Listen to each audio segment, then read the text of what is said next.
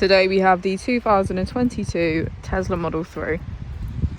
This vehicle has done just under 15,000 miles.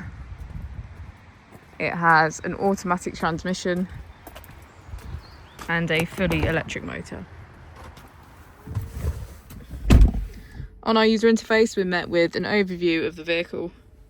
This allows us to open the bonnet, charging port and boot, all from within inside the car.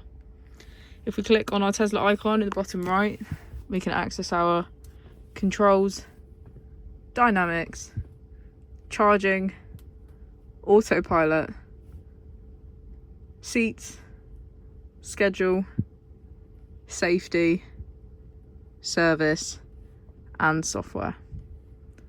Within safety, we have advanced features such as a pin to drive and a glove box pin. If we go back into software and click on additional vehicle information, we can get a deeper analysis of the vehicle spec.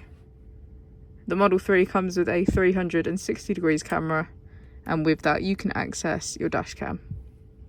If we press here, we can access our climate control with heated seats on either side, our heated windscreen and heated steering wheel. As we go into the back of the vehicle, we can see that it has a full leather black interior and get a good view of our panoramic roof.